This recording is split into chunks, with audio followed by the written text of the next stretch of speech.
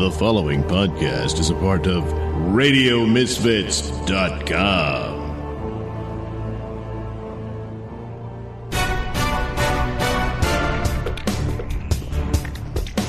And now it's time for the Mr. Nailsin Show.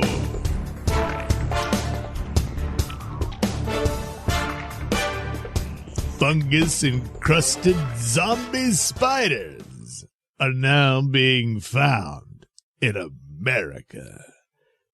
Could this be the beginning of the fungus zombie apocalypse? Perhaps, but maybe not. Spiders infected with a fungus that turns them into zombies are now being found all over the world, including in the United States. Fungus-infected spiders have been spotted by residents in Minnesota, Ontario, the United Kingdom, Russia, and New Zealand.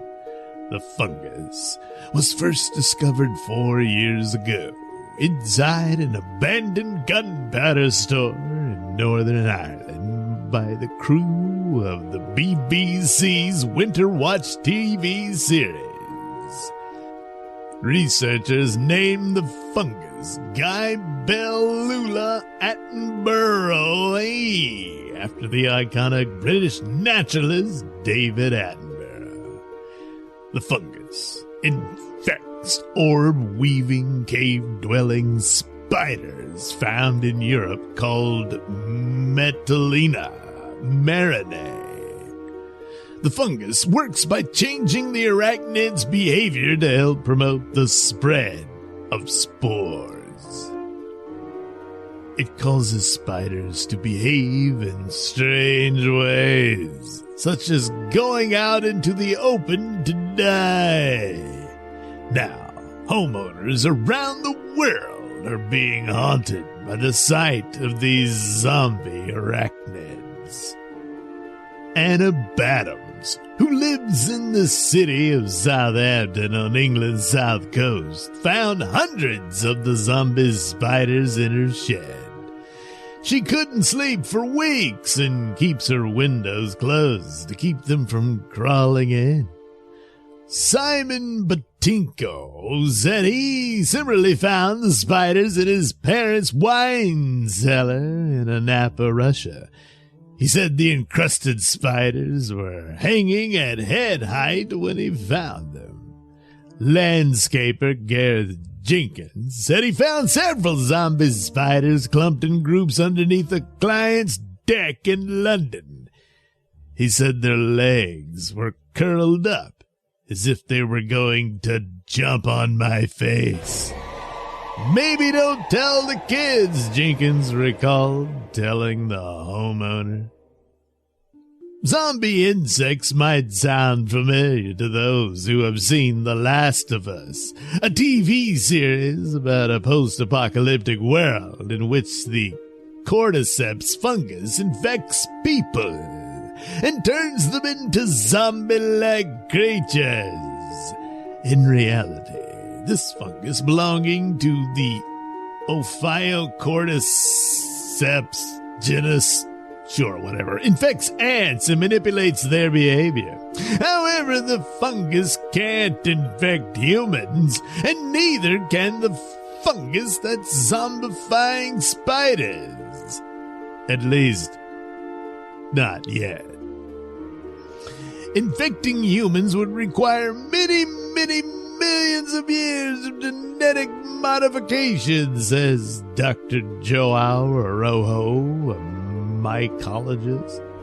So, alright, it'll take a while, but hey, it could happen. Just, millions of years later. But even so, research on the fungus could reach beyond the world of insects and help us better understand our own brain health. Araujo's told CNN. Yeah, let's mess with it. Imagine with a fungus that can control the behavior of a spider, which metabolites they're releasing in the brain of the spider, Rahul said. This could be something really revolutionary for Alzheimer's and degenerative diseases and the ones that affect the brain. So let's just use this fungus to figure out if it can have an effect on human brains. I mean, it's for a good cause and all, but what's the worst that could happen? So again, could this be the sign of the end of all life due to the coming of fungus zombies? Perhaps, but maybe not.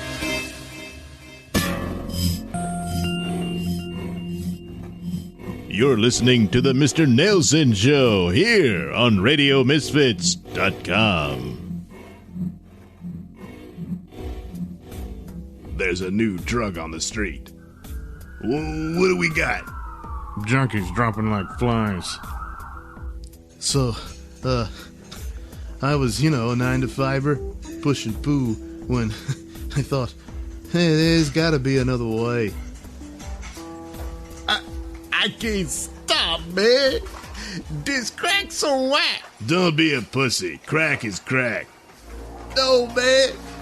Once you've had plumber's crack, you never go back. Plumber's crack. He was a mild-mannered plumber, but behind the scenes, he was a drug lord puppet master of the mean streets of Philadelphia. So, I had all this coke and I thought, hey, let's see what some Drano will do. My God, the whole city has become a turd stuck between the cheeks of plumber's crack. I'll suck your dick. I'll eat your ass. I'll swallow your hairy sack for some plumber's crack.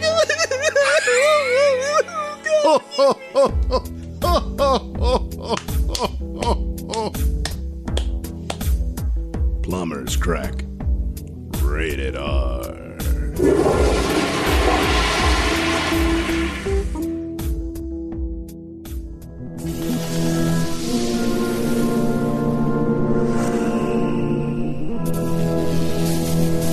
And now, from Nailsin Productions comes a space opera adventure like no other. Bubba Stargone and the Uranus Patrol!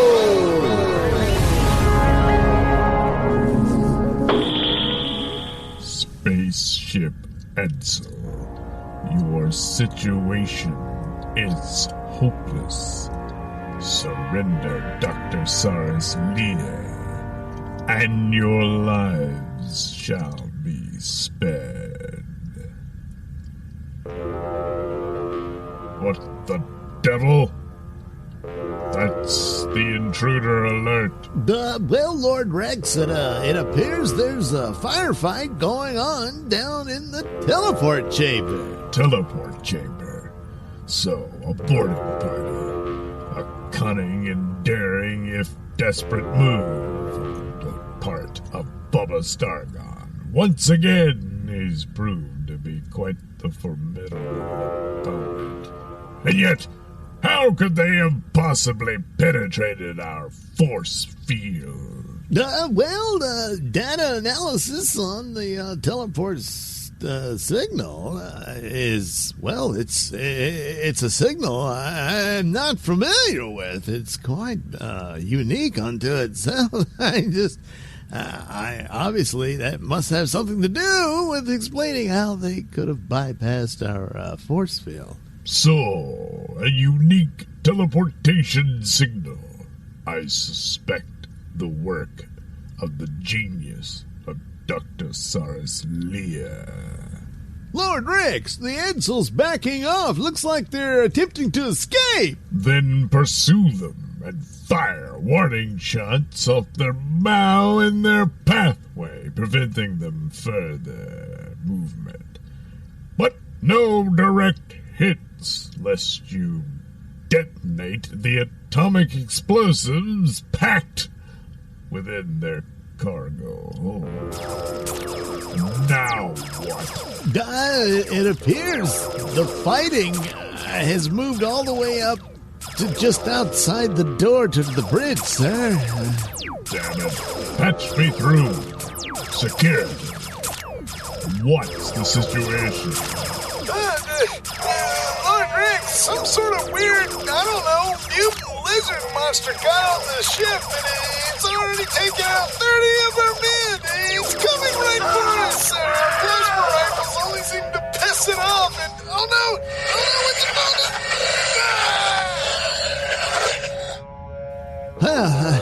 Well, surely this animal, whatever it is, couldn't possibly get through the door. Well, why not? It would have gone through several doors just to get to ours. Oh my God.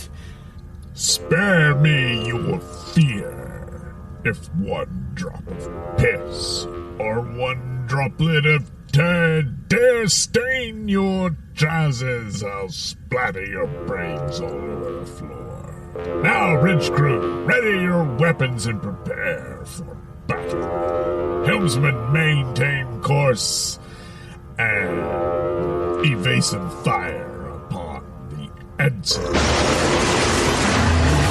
Oh my God. It's hideous. Damn it, what did I just say? Open fire on the beast. Damn it, stop aiming for its crotch and aim for its head.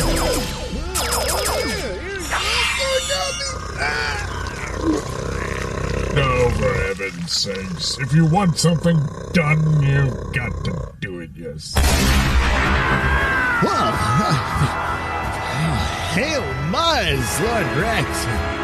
You blew its head plumb off. That was just amazing. Wait a minute. It appears, in its hand, it was clutching onto what it looks to be half of a man, and good Lord, he's still alive. Why, it appears to be Captain Snuff Stuff. Lord Rex, help me. Well, of course I'll help you, Captain Snuff Stuff, though you don't really deserve it. Whoa! But, Lord Rex, you just splattered Captain Snuff Stuff's head all over the floor. No doubt Snuff Stuff was the one responsible for this abomination coming aboard my ship. His is the fate of all who fail me. Whoops, uh-oh. What is it? Well, it seems I had a lucky shot and actually made contact with the hull of the Edsel. It looks like they're taking fire there. Oh, jeez, you just blew our helmsman's head off, Lord Rex. As I said, such is the fate of all who fail me. Yeah, but now we don't have a helmsman. You do try my patience. We lose a helmsman, we get another one. Right now, that's going to be you. Clean off his carcass from the chair and assume his post. Maintain a safe distance and plot an escape course, as we may need to blast out of here in top speed, lest we suffer the fate of the Edsel's destruction. Also, alert the Armada of the same. Yes, Lord Rex, immediately. Meanwhile, I shall dictate the new terms to the Edsel. Spaceship Edsel, this is Magnus Rex. Your vessel is mere minutes from absolute destruction. You have no choice. Surrender, Dr. Saurus Lear, and I will allow the rest of your crew to accompany him aboard the Ares. It is the only way. You have 60 seconds to comply. Oh no! Has it all come to this? Is the game up for Bubba Stargon and the crew of the Edsel? Find out in the next exciting episode of Bubba Stargon and the Uranus Patrol.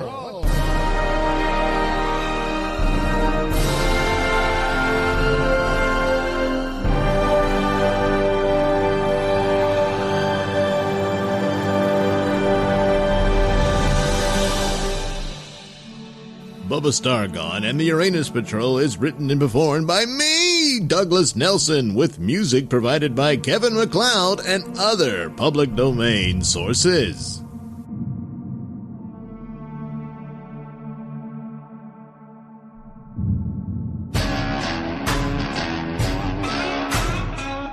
And now it's time for the Bayou Crime Report.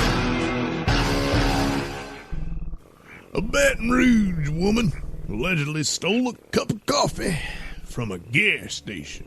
Then shot at the cashier with the cashier's own gun during a tussle outside the store and now faces a count of attempted first-degree murder. Hey, I'm Red Neckerton. The cashier, Jetty Lee, now says that not only was her life put in danger that morning, but she lost her job because of the incident. What the hell? Well, let's see here.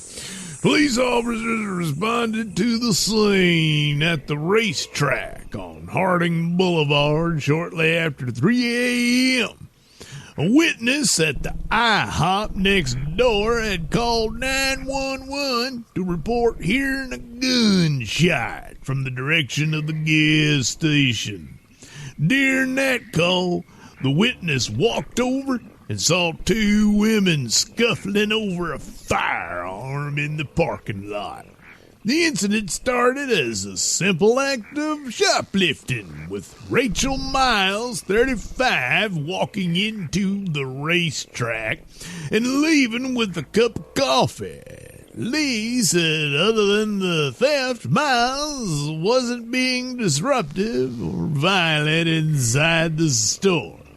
But a short time later, Lee said when she had clocked out and retrieved her purse from her car to have a cigarette, Miles began acting violently in the parking lot.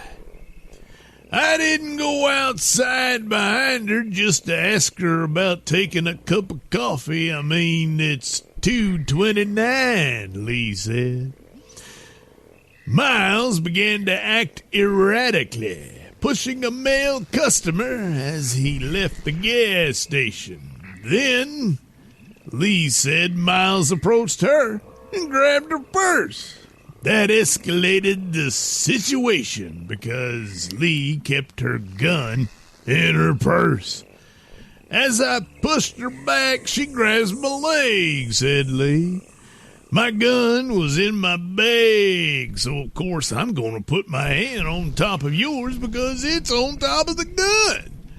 A scuffle ensued, during which the gun went off while still in the purse, with the shot missing a bystander. Soon the women were on the ground wrestling for control of the firearm. Lee said she managed to eject the magazine from the gun, but a bullet remained in the chamber. When she got it again, it didn't have but one more bullet in it, Lee said. But I could have lost my life. She turned the gun on me and pressed it into my chest. Then she said, "Bow, bow."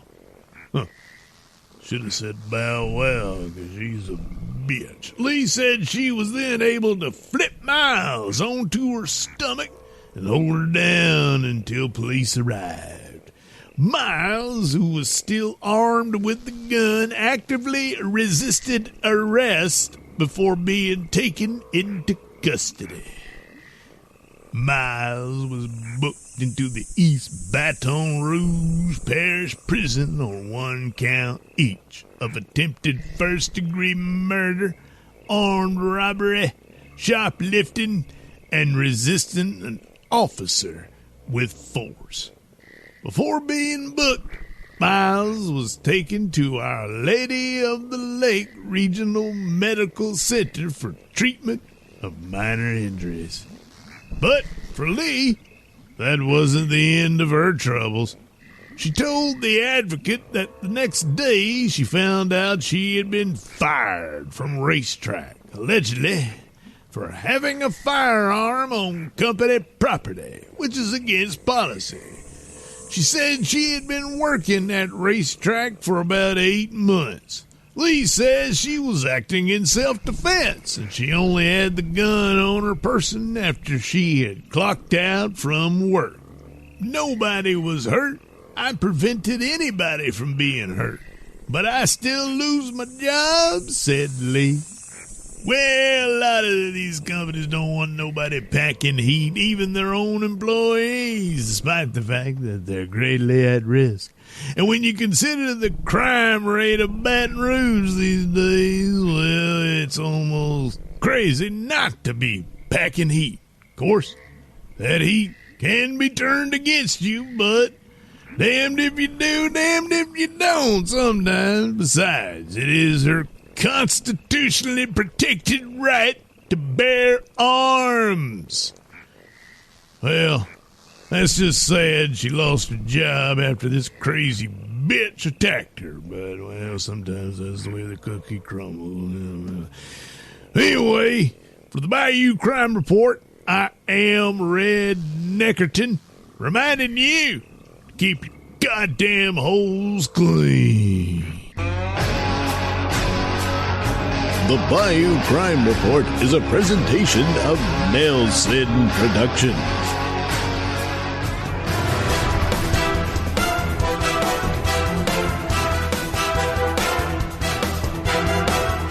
The views and opinions expressed during the Mr. Nailsin Show do not necessarily reflect those held by RadioMisfits.com. So, any complaints and or comments should be sent to @MrNailsin on Twitter, where they will be promptly ignored and or blocked.